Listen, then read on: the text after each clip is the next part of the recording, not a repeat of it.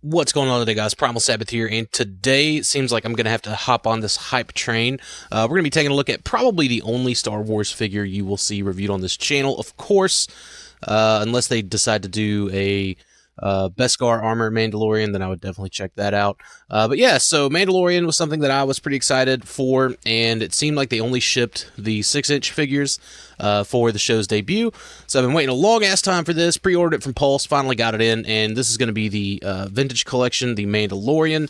If you want to take a look at the box, or the packaging, card art, whatever, there it is. Looks like they only really had like access to some of the or I guess just only the promotional material.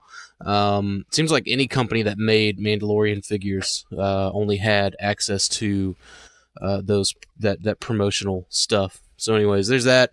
If you care about anything else, that unlike me, because I don't care about anything else here, I'll probably pick up Cara Dune. If they do IG-11 and maybe give him like a little Baby Yoda or something like that, or the child, whatever, if you want to be a jerk about it, then I will probably pick up Cara Dune after they do that.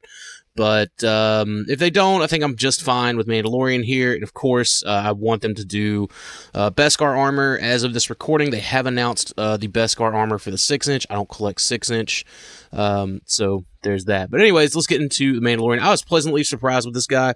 Got him out of the box. He was pretty tight, all things considered. But I've had some chance to kind of like mess around with him, get him a little loose, but he was particularly tight here in these elbows. But now it really ain't nothing to it. These wrists might still be a little tight. Still got to kind of work those in a little bit, but nothing to it.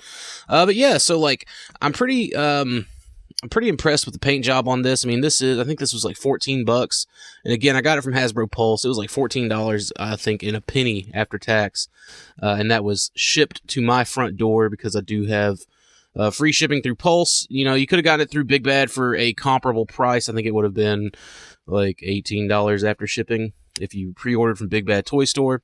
I don't know if they have them in stock or if they're still pre-order again. I almost wanted to get one just to keep sealed because I really did like the series and I really do like this character. Something that I kind of remembered was an issue on the 6-inch was this rifle of his. It's kind of like pew pew rifle. It like on the 6-inch figure, I think it had a hard time staying pegged in back there. On this one, it's fine. I don't know if it's the peg or the what, but I'm going to call it web gear just because that's the G.I. Joe term I know for it. I don't know what it's called on Star Wars figures or if it's always called web gear. I don't know. But the kind of like strapping and all that, it still has to plug through that, but that's all kind of like a bit of a floating piece. I think this is part of that. I'm not 100% sure. Again, it really doesn't matter. So something that's really strange on this guy, and it's something that I really wish Hasbro would be a little more consistent on, is these hip joints right here. So they're on this like old, like I say old school. The last figure that I picked up in this scale that had these kind of joints was the Captain America. I think this was the movie series, the Bucky cap, heroic age cap or whatever.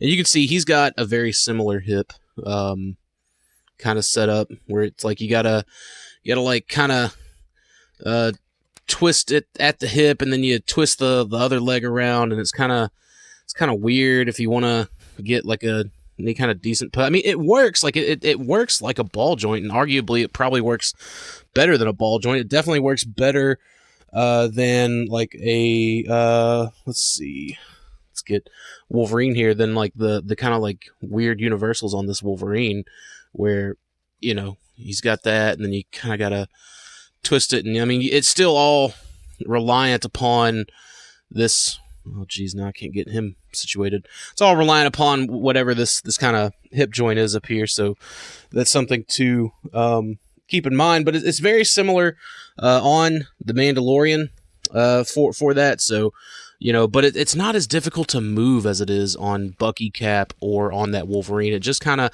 like as soon as you start to kind of pull up on it, it naturally moves, and then you can utilize that thigh swivel to move it accordingly, and ultimately it's fine. Like I really can't hold any any kind of bad like feelings towards that, or any grudges or knock off any points, because it still works the way it's intended. It's just a little strange. Like, I wish they would just be consistent. Like, just do the ball peg and call it a day. That's all that's really needed there, in my opinion. So, kind of moving on. He's got some awesome ankle articulation. This actually, after kind of breaking it, like, this one's pretty tight, but after breaking it up, this one got a little bit loose. So I don't think it's going to be an issue. Like, he stands just fine. Something else that's a little kind of, I don't want to call it troublesome, but it's a little is I can't. It's almost like I can't get that waist to like stay centered. You know, like I don't know if it's got the kind of T joint like the GI Joes have, or if it's just two ball pegs or whatever.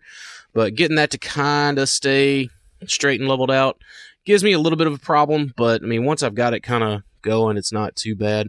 And I don't know if that's there's another waist joint there. It doesn't feel like it, which it would be silly if there was, but there's that. Let's see. He's got nice articulation at the knees, and he's also got below the knee articulation there for the boot or lower leg, whatever you want to call it. So that's pretty cool. So again, I think this is really prime, easy repaint material if you want to, for us to get Beskar, Mandalorian. I'm sure, I don't know if these shoulder pads are like glued on. It looks like they're sculpted on, which is fine. They would just have to do a new upper arm sculpt. But it'd be really cool to get the Beskar with I can't remember what it's called, the horn thing signet. But what's also really cool is that, again, like the 6-inch, his armor just kind of goes up into that socket, into those arm sockets. I think that is really killer engineering on Hasbro's part, and it's great to see that in such a small scale. The only thing I think I would be a little complainy pants about is this cape is like a soft rubbery thing. I think cloth would have been the way to go, soft goods, which I think the vintage collection normally is pretty good about. You saw the pistol come out of the holster. That usually doesn't happen. I'm pretty sure it's because I'm fat thumbing it right now, but it stays in there pretty nice. But once you kind of get it up and out, it's going to work itself out. As far as him holding the pistol, this will be a first. So, all right, finger in the trigger hole, and it's looking good. I really do like the way this looks. This is solid. What's also awesome is you can see he's got this dual rocker action, so that's a double ball peg right there. I like that for the helmet. Think that's pretty damn sharp. And yeah. So one thing that I really do dig is the rifle. So it's one of those rifles where it's not like bent or whatever right here, right? Where it doesn't have, I guess like a handle curve like on the little pistol here. Well, worry not. Of course you can get them just kind of holding it like this if you want to for some kind of dynamic what you have you. But you can also, if I can do this, the promo images did it, you can have him actually hold it like a rifle, which is just slid out of his little hand here, but I'm gonna try to, I'm gonna do this off camera, save you and me both some time. Alright, so there we have him holding the rifle as it should. It's obvious, it's a little too much like right here on the bicep and not on the shoulder, but this is as good as you're gonna get for the review on my channel. But you can play around with it and get it to work how it needs to. If only this cape was soft goods, he could cut a mean pose like this, and he still kind of can. It's just that the cape's going to push him a little off to the side right there. But very, very nice that he can actually do that. That the articulation is there, even in this small of a scale, to allow such a great and dynamic pose, in my opinion. It's truly incredible, man. Like this is my favorite scale, and I'm aware that traditionally it doesn't really have the best track record of getting those kind of insane, awesome 6-inch poses and things like that out of it. But personally, I'm a big fan. I'm a huge fan of 3 3/4 inch. I love the Mandalorian, so this was a no-brainer, and I definitely hope to see and pick up the Beskar Mandalorian. I'm sure they'll release it. The Vintage Collection seems to be doing pretty good still for Hasbro, and that works for me.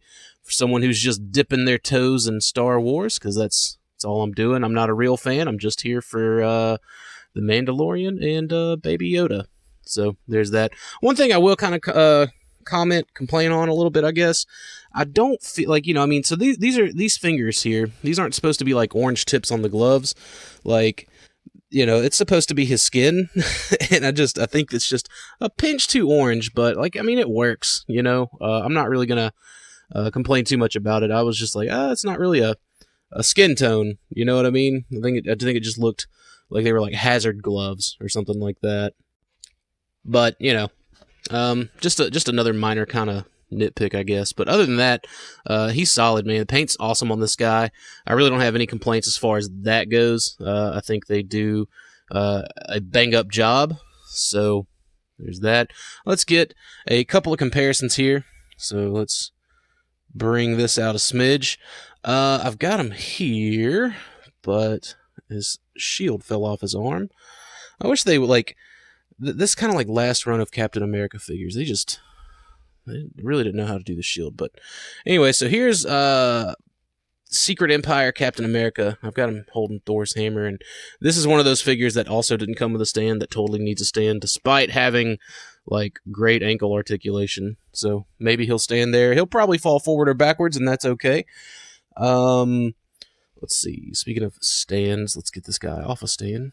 Here is the Dime Novel Legends Badlands Vigilante. Again, not a figure that usually has a problem standing up, but today is just going to be that day for me, I guess. There we go.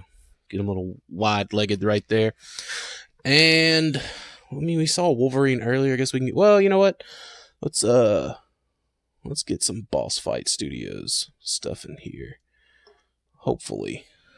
If I don't knock anything else over on my 3 3/4 inch shelf. So, there's the Boss Fight Studios Achilles, which is a pretty awesome figure. I think I reviewed this thing a while back, and it's probably no longer on the channel, but it'll be alright. So, Mando is definitely short. I think he was kind of like a shorter fellow in the show anyways, so I can't really say like I'm too like disappointed by the scale, like by the size. And here's Wolverine. So he is about your Marvel Universe Wolverine size.